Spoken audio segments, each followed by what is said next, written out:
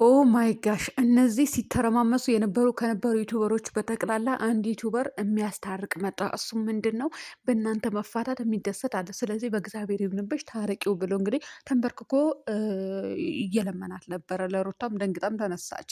ምክንያቱም እኔ ጉልበት ላይ እንድትንበረከኩ አልፈልግም ብላ ማለት ነው። እናንተ ግን በድራማ መልክ ድራማ ስትሰሩብን አታፍሩም? ማለት እኔ ፈጣሪያቸው አታዙ እዚህ ጋር ማለት ነው። እኔ ምንም አላልኩም ውድ ቤተሰቦች፣ ምንም ከማንም ጋር ቀየም የለብኝም። በርቱ ሄዱበት በሉት። ግን ማለት ነው አብርሃምና ሩታ ስታበዙት እንናደዳለን። ስለዚህ ክብራችሁ ማለት ስርዓታችሁን ያዙ። አሰላሙ አለይኩም ወራህመቱላሂ ወበረካቱ። ውድና የተከበራችሁ የቻናሌ ቤተሰቦች እንዴት ናችሁ? ደህና ናችሁ? ለማንኛውም ላይክ፣ ሸር፣ ሰብስክራይብ እያደረጋችሁ እስከ መጨረሻ ተከታተሉኝ። ቤተሰብ ኮፒ ሊንክም አድርጉልኝ፣ ላይክም አድርጉልኝ ማለት ነው። ያቺ ሴትዮ የሆነ ነካ ሳታደርገው አይቀርም እና ቻናሌ በጣም ውርድ እያለ ነው። ዋንኬ እንኳን መግባት አቅቶታል በአሁኑ ሰዓት። ስለዚህ ሪፖርት እያደረጉብኝ ይሁን አላቅም። ሜሴጅ መጥቶልኛል፣ ግን የማን ሜሴጅ እንደሆነ የማውቀው ታሪክ የለም ሀቂቃ ማለት ነው። እና ላይክ አድርጉልኝ እና ሩታዬ አንድ ደህና ሰው አግኝተሻል ማለት ከነዛዎች እነዚህ ኮተቶቹ መካከል ይሄ ልጅ ይሻላል ማለት ነው።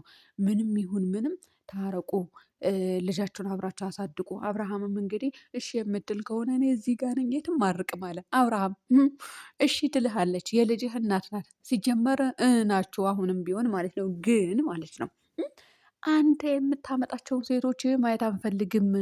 አንተ መጀመሪያ ራስህን ቁጥብ አድርግ፣ አታምጣብን።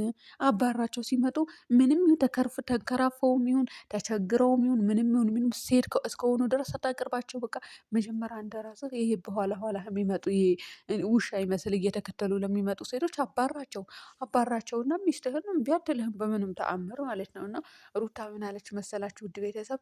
የሆነ ነገር ሴቶች ታዋቂ ለመሆን ነው ምናምን አለ ልጁ። ታዋቂ ቢሆንም ኦቨር ሲሆን ያስጠላል አለች። እውነት ነው፣ ኦቨር ሲሆን ያስጠላል። ልክስክስ አንድ ሰው ታዋቂ ለመሆን ፈልጎ መጥቶ ይህንን አክል ይልከሰከሳል እንዴ! ይህንን አክል ይልከሰከሳል። ጋይስ እናንተ ታዋቂ ለመሆን ገንዘብ ለማግኘት እንደዚህ ትልከሰከሳላችሁ? የትኛውም ሴት አትልከሰከስም። ምን አስረግጬ ነው የምነግራችሁ። የኑሮ ውድነት ምናምን ሊባል ይችላል። ከሰራችሁ እንደዛው ነው የምታገኙት እንጂ እንደዚህ ክብርን ዝቅ ተደርጎ በሚመጣ ገንዘብ ምንም አይነት ነገር ለውጥ የሚገኝ ነገር አለ ብዬ አላስብም። ምክንያቱም የዝሙትና የሴጣን ስራ እስከሆነ ድረስ እና እንደዛ ነው እላችኋለሁ። ውድ ቤተሰቦቼ እንግዲህ ኦቨር ሆኖብኛል አለች ሩታ። የልብሽ ነው የተናገርሽው። እንደውም ሌላ ነገርም ማለት ነው ድራማው ዓለም ላይ የምትሰሩትን ነገር እዚህ ጋር ራሱ ታረቂ ስትባይ እኔ ሴቶቹን እንደዚህ የልጅ አባት ነው ከዚህ በኋላ ልጄ እንደዚህ አይነት ቪዲዮ ቢያይስ የመጨረሻ ወደኋላ ምናምን ምንድነው የሚለኝ? ምንድነው ማስረዳው? እንደዚህ አይነት ሲበዛ ታዋቂ ለመሆን ቢመጡ እንኳን ሲበዛ ያስጠላል። ምንድነው ይሄንን አክል ክብርን ዝቅ ማድረግ ክብርን ማዋረድ ብለሽ በዛው ምገባ ብለሽ ታወሪም ነበር እንዴ? እኔ ውድ ቤተሰብ ልክ ነበረ የምነግራት። እውነቴ ነው የምላችሁ። በድራማ መልኩ ራሱ ቢሆን ሙልጭ እንደው እኔ እሷ አሁን ባገኛት አለቃትም። እውነቴ ነው የምላችሁ። ካጋጠመችኝ አንቺ ርካሽዋ ነው የምላት።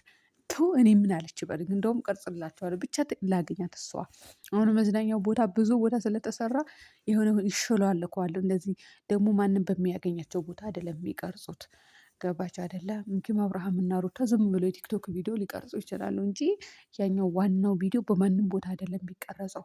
እና ተሾላልከው ምን ብለው የሀብታሞቹ ሰፈር ይሄዳሉ ምናምን መዝናኛ ቦታ ለዛ ተወሽቀው ነው የሚቀርጹት በጥንቃቄ። ምክንያቱም እችኝቱ ሴትዮ ከአብርሃም ጋር ቪዲዮ መስራት አትችልም ማለት ነው። ሩታ ካልሆነች በስተቀር ለምን አትሉኝም? በዛ ላይ እነ ሩታ ግቢ ላይ ነው በብዛት የሚሰራው። ሴትና ወንድ ሚስቱ እስካልሆነች ድረስ መስራት አትችልም። መንቀሳቀስ ከሱ ጋር እንድትገኝ ማንም አይፈልግም። ስለዚህ በጥንቃቄ የሆነ ቦታ ይወሸቃሉ፣ ይቀርጻል። እናንተ ውሽቆች እና ሩታዬ ይበቃሻል። እስከዛሬ ድረስ ድራማ ስትሰሩ ነበረ። ድራማ አይደለም በቃ ተጣልታችኋል። እስከዛሬ ድረስ ተጨቃጭቃችኋል። ሀቅ ሲወራ ስለማይስማማችሁ አንዳንድ ሰዎች። ስለዚህ እኔም አይስማማኝም እኮ ውድ ቤተሰቦች። ማለቴ በሰው ላይ ፍረጂ ከተባልኩ አልፈርድም፣ ግን በድራማ ዓለም ከሆነ ግን እውነቱን ተናገሪ ከተባልኩ አልናገርም።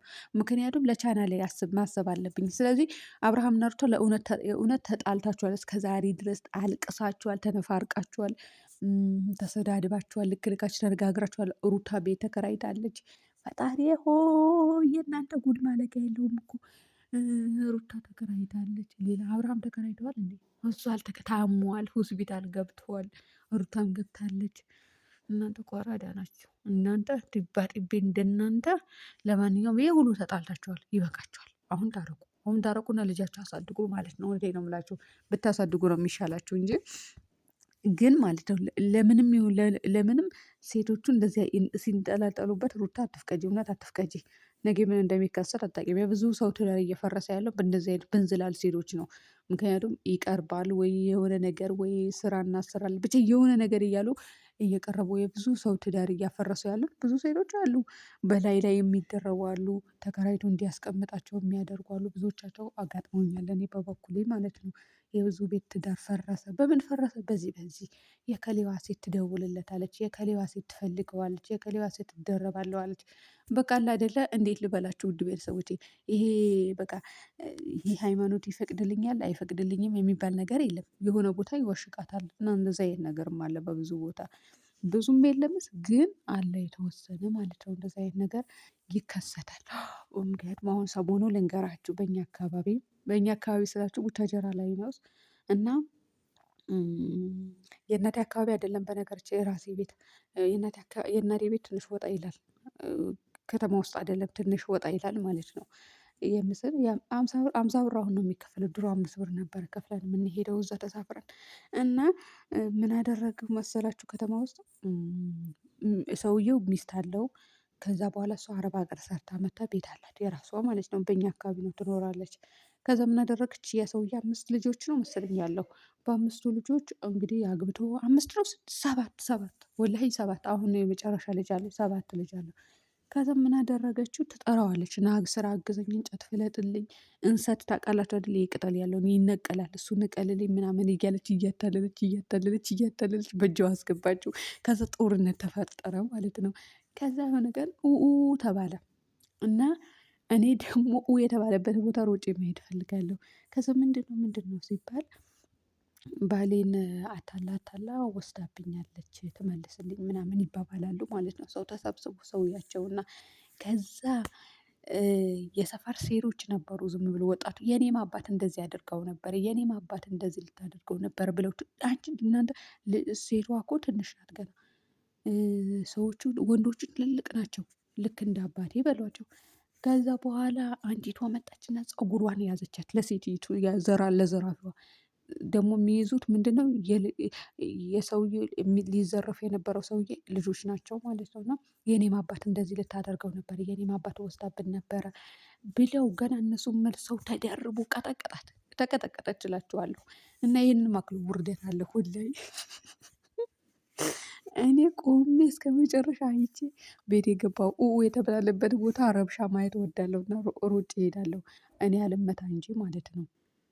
ምክንያቱም አሁን አያቸው አይደለ ስራ አሰራለሁ ብላ እኮ ነው አንዴ እንጨት ፍለጥልኝ አግዘኝ፣ አንዴ እንሰት የሆነ ነገር አንዴ የሆነ ነገር ብላ ነው ይህንን ጉድ ያመጣችው። ስለዚህ ሩታም እንደዛ ነው የምታደርግሽ ነግሬሻለሁ።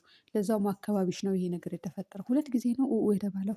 ግን ደስ ያለኝ ነገር ምን እንደሆነ ታውቃላችሁ ቤተሰቦች? እኔ ራሱ ብችል ደህና ዱላ አንስቼ የነበረ መማታት ለዛች ሴትዮ ሰበብ ታደርገኛለች እንጂ እዚህ ሀገር ደግሞ ትንሽን ከተማታችሁ ማለት ነው እንትን ትባላላችሁ፣ ትከሰሳላችሁ።